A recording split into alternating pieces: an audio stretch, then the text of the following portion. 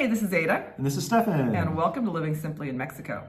So today we're going to talk about our winter experience here in Puerto Vallarta. So hopefully when you guys come down here in the future, you'll have an understanding of that. Or if you're here, maybe that you can relate to this a little bit more. Anytime we include family, there's a potential for just interesting things to happen. And we had that on this time around. I'm working pretty hard up in the States. And so that and flights were a lot cheaper mid-December. So Ada came down with my dad, right? Yeah, I wasn't on the same flight. He had just come off a 7-day cruise in the Caribbean. Went down to the Malecon, you have to eat, and there was a parade. Yes, yes. It's a boat, Francis. It's a boat. There you go.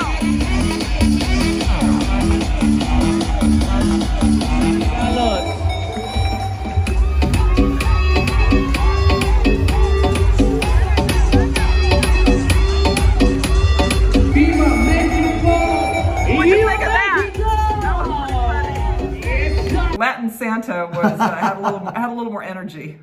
Yeah, no doubt. A little boat action too. My dad's into boats. You know, he loves boats. So Yes. of course he had a Santa in a boat that was hurling presents out at people. So that was pretty cool. He loved that.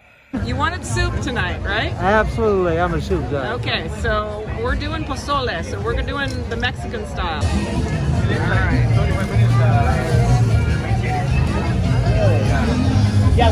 I finished my soup. Francis is still working over there. I think I was hungrier than he was.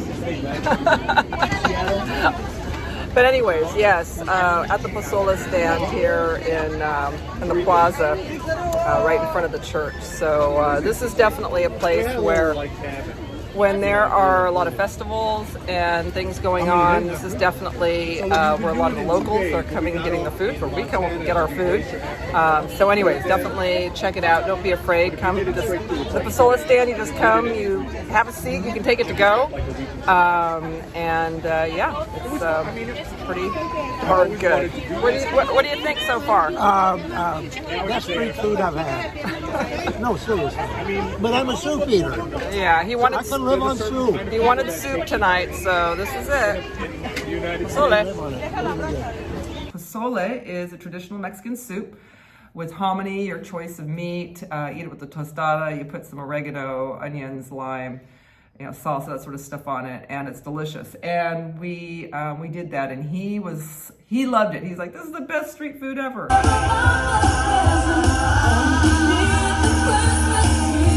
Oh, Santa's over there. Have you been a good boy? Pardon? Have you been a good boy? No, I haven't been a good boy. I've been kind of an ass, if you want to know the truth. But that's my nature. Yeah. Anyone that knows me knows that. That's true. So Francis, what we're going to see up here is during the Dia de los Muertos celebrations, they had all the, kind of the different things out here with the skeletons and all that. So the whale here they had, and so now they've repurposed it, which is great because this was a really cool one. They repurposed it, and so now it's a whale with Christmas presents. It's a Christmas whale. A Christmas whale. A holiday whale. It's a holiday whale. But it is. But it is whale watching season right now. Oh, yeah. So actually, if you come out during the day and you watch out here, you probably have a good chance of seeing some whales. See some whales spouting. Yeah. Oh, yeah. Oh, that's cool. All right. So we got our nativity scenes. We got the elephant, camel. I'm not too. Is that one of the prime ministers from where they are? Oh, there they are. And then we've got a really cool little nativity scene. Ho ho! It's Christmas.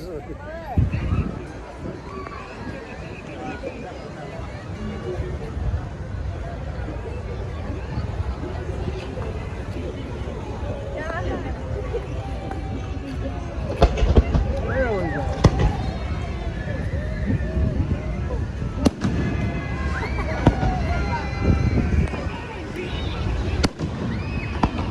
Nothing like a little fireworks. Yep, This is one of the most unique places in the world. I haven't said I've been in a lot of places, but I've been in a few. Puerto Vallarta certainly has I don't know what to say, a flavor of its own. Everyone's happy. It's got to be, as far as I'm concerned, the safest place in the world. It's just a really cool place. I really do. I love it here. I'm so glad you guys found a home. I really am. All right, so pretty festive down here at the plaza. We are still in search of sweets. Sweets, yes. Yes. Ice cream. This guy kind of looks like you, except he's got a beard. Oh yeah. That is a good beard. We're finishing off remnants of our, Francis had a pecan pie. I had a little cheesecake, a little chocolate caramel cheesecake.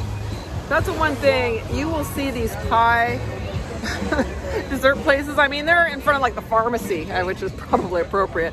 But anyways, yeah, no shortage of sweets around here. So we found our dessert and happily eating.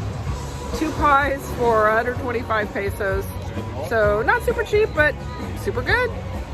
So Francis, Yes. if we follow the snake, is that, if you're walking a straight line after leaving the bar, is that the path? After leaving the bar, that's my straight line, the snake. All right, If onward. I haven't been in the bar, then I stumble over the curb. Life sucks sometimes. As you guys may remember last year, or maybe it was around last year, there was one of our critters, we were kind of walking across the floor and I thought it was a bougainvillea blossom, and then I realized it was moving, and upon closer inspection, it was an asp. And Francis right now doesn't realize I'm actually shooting a video, so he thinks I'm talking to him. This is the one I have a picture of. Yeah, I'll tell you about it in a moment. So anyways, so this morning we were doing a lot of yard work. And what happened, you kind of shake up whatever things. So this morning there is a black fuzzy caterpillar. Now, I'm not sure kind of what family this is. I know that there are some black, there may be some black spiny ones that are not so good. So I'm not quite sure what to do. And once again, Francis is giving his commentary over there because he doesn't realize I'm talking to a video. So anyways, I hate killing things if I don't need to, but at the same time, I don't want to step on this. So I might be flinging this to the garden next door where there's lots of vegetation, but not necessarily humans. So I think that's what I'm going to do. All right, dude. Let's see. Yep, just come right on there. There you go. All right, don't come over to me because I don't know what you are, but like I said, thanks. That's it. I don't want to kill you. I just want to move you. Come on. And it's got kind of a little bit of that red body, so that's why I'm like, I don't know what this is. So once again, it might be a harmless guy, but I'm not going to touch it. Okay, there's a little garden over here. Oh, I am failing miserably here. Come on, dudes. Okay, let's go to some leaves. There you go. All right. I don't know if it was an asp, but it was one of those big black fuzzy caterpillars. You don't want to touch them. I didn't want to take my chances, so. Yeah, and we have a video. We'll put a video up above here that gives you the story of the asp that we did see. That was verified asp. That was it, actually. You don't want to touch them because if you touch them, then you're in serious pain for several days, your entire body. So not good. Yeah, so this could have been just a black fuzzy caterpillar, or it could have been something more, but I wasn't taking my If you're into caterpillars, let us know, please, so then we can know if we need to steer clear of it, or we can pet it. Yeah, either way. Well, I'm not petting any caterpillars. This one, I didn't kill it. So anyways. All right, that's good. You went out again, sort of down that same area, and went dancing? Well, here's the thing. My dad? Okay, so your dad is, as much as he likes to say he wants to do different things, he's very much a creature of habit. True. So part of like my early days of being here with him is I wanted to, if he has his own way, he'll go to a place that takes credit cards, and he'll go to the same place because he knows they take their credit card, and he doesn't explore anything different. And so until I expose him to it first. All right, well, what's new this year walking up the street is there are Christmas lights on the top of the church, which I've never seen before. So I said, let me take you to, once again, great authentic food. So we went to El Campanario, which is right down near the church. All right, day two of taking Francis out to eat at something other than a tourist restaurant. excellent local food. It's always busy, especially if you happen to go there right after church gets out. Good luck. Really yummy, crispy tacos, flautas, pozole, sopes. So, and then got our little jamaica, lago fresco. So anyways, yeah, good stuff. So how you liking the local? Good. Yeah, there we go. So trying to get them out of the habit. I'm getting them out of the habit of going to places that only take credit cards. So yes, this is cash only. You get the best when you go to cash only places. Don't be afraid to try local food, try something a little bit different. You might be pleasantly surprised. This place does not disappoint. And once again, super reasonable prices because this is where the locals are eating. Yeah. So every Thursday night, and I think this is pretty much year round, on Thursday nights in the same plaza, they're just like random. It's not like a band. It's just like people playing their, the boom box or whatever. And there's dancing. People just dance, and this is families. This is whoever just happens to be around, and it's just really energetic. It's really fun. I love it because it's just joyful. All right, come on, Francis, you gotta dance.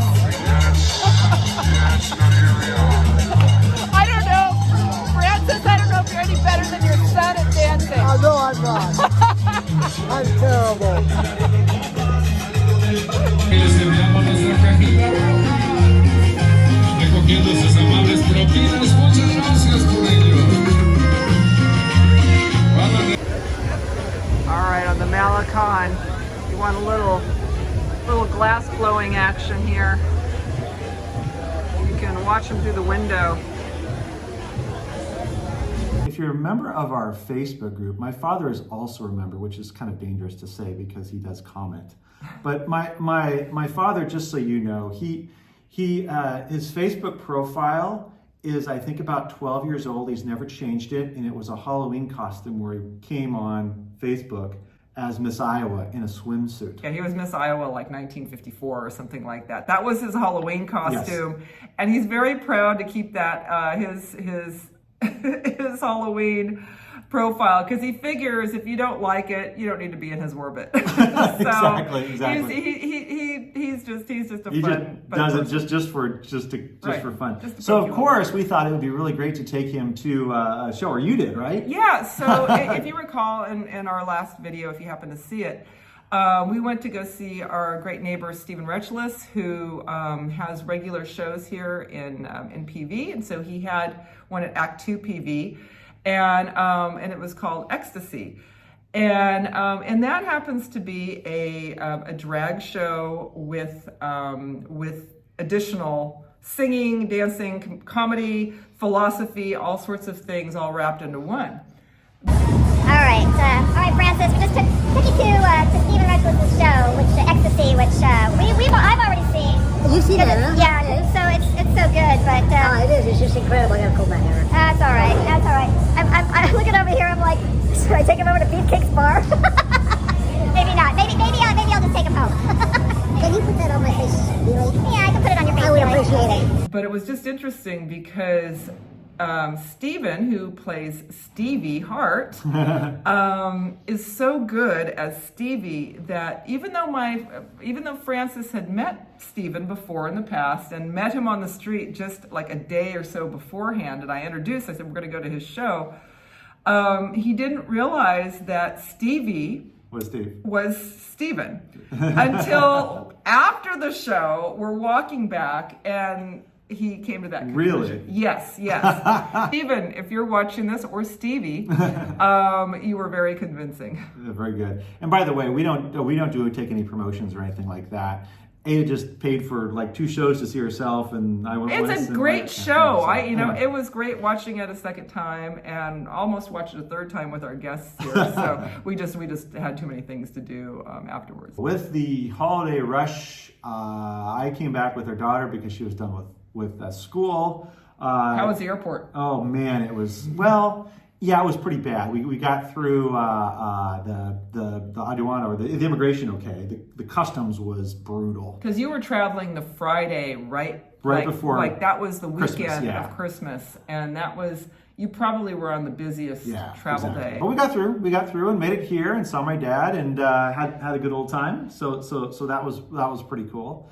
Although I at the time my dad was feeling a little off, right? Yeah, he's had kind of a little series of events here over the last since late November. There was just kind of a unfortunate series of events. Now, it doesn't stop him from going and doing his thing. Like I said, he kind of barrels through even if he shouldn't. Yeah, right? he barreled through, flew to Houston to then catch this cruise with his friend and then once again continue on down. But it did take something out of him, and so he was already a little less energetic, and so that was okay. He went for a couple days. He's like, yeah, you know what, I'm going to be mellow. His favorite place this time around, because I got him to be comfortable using cash and not a credit card, was Las Brasas down on the Isla, because it was close to our house, and he realized how social of a corner that is. And we're noticing that there's a lot more going on. There's like more live music and stuff happening there, and they now have a full menu. Right, yeah, he was telling us about how people would sit down and talk to him a little bit. Some people would like,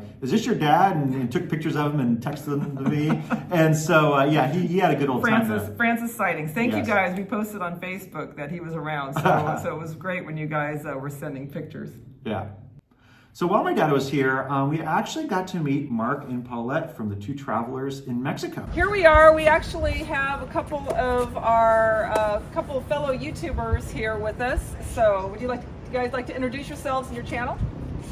I'm Mark, and this is Paulette, and we are the Two Travelers in Mexico. All right. Yeah, they're awesome. So check out Two Travelers in Mexico. They have an awesome channel. And tell us where do you live? We live in San Luis Potosí, the city. Yes, and so they have a really cool, different experience than we have, but we had a really awesome day talking about it. And look forward to seeing more of your videos coming up, especially of our area, actually. Yeah. So exactly. cool. Get your perspective. They live in a completely different part of Mexico, and I think that was what was fun, was actually comparing and contrasting what life is like. They live in kind of more of a, it's more in high country. It's it's sort of in the mountains, closer to Mexico City, in that direction, right? Not necessarily coastal. So having some of those conversations and comparisons was it was great. Yeah, so do check out their channel. It was a lot of fun meeting with them. Yeah. So as you probably well know, we are content producers, but we're also consumers, and we've basically focused everything on YouTube. Just again, our initial thought was just to capture it for our purposes, and it's great to have you guys all along. One of the things, and we had not posted anything on TikTok, but I always go through there, and there's this one dude called Auto Part City. He never shows his face or his name, but it's Auto Part City, I think in the Chicago metro area. And they crash cars, and then they review the cars before they crush them.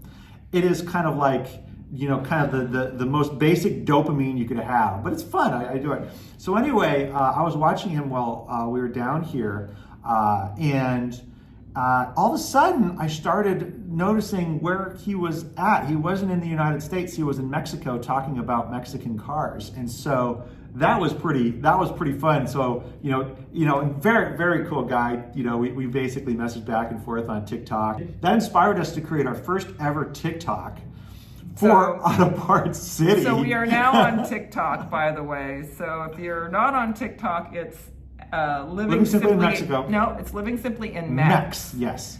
on TikTok. So yeah, you can find Yeah, some little shorts. We've been trying to post some of them up in the Facebook group, Yeah. so you don't have to add too many more. Too many social more, medias. but yeah, exactly. But if you're yeah, on there, yeah, do check it out. And also too, check out the Auto Parts City dude. And Exactly. comments It's like, pretty hey, fun. I found you through Living Simply Mexico, random things. Come down to Mexico and do more car shots. Well, we also talk in there about kind of our favorite cars in Mexico. You'll enjoy it. So Ada, where are we going? We're going to a tasting room for a little Christmas soiree with the GenXPat group. And walking through the plaza, you know, normally there's music playing, but tonight I can hear the birds. Yeah. The birds are going nuts. Cool. All right, off we go. I'm just kind of so happy. Like we're not even a year old. Y'all know that? We're at 3,000 members. We're probably about 10 or 11 months old. Who are some of our like original members? Who are the original OGs? I built this group and I started this group for like 2 reasons. One, my wife really wanted more friends in Puerto Vallarta. You're welcome. That worked out really well. 2, because I really wanted everybody to come to these events, and I've always said, find your tribe. You know, find the people that mean the most to you, find your friends. And I love that I just, like, all these people come up and they're like, oh my gosh, we've made like all these friends. They're not you, because you're not my type, but there are all these other people that are so fun. Great. That's why we have tall people here. Wow, that's impressive.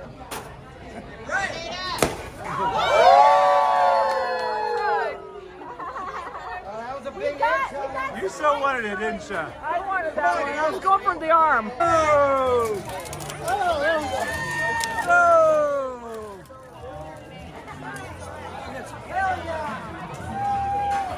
Do check out GenXPat's PV. They have a Facebook group, and if you're interested into that, check them out. They're very, very active. When we're around, we'll go to their events. So it's a great way too. I know sometimes we haven't been doing as many meetups because we've just had some things come up.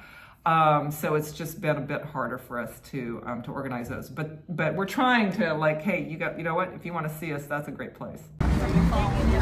All right, so we just got done with the GenXPat's PV event at, what's the place? El Tasting Room? A tasting room. And here's a funny thing. So 6 months ago, we July. were in July, which was basically low season, or we thought was low season.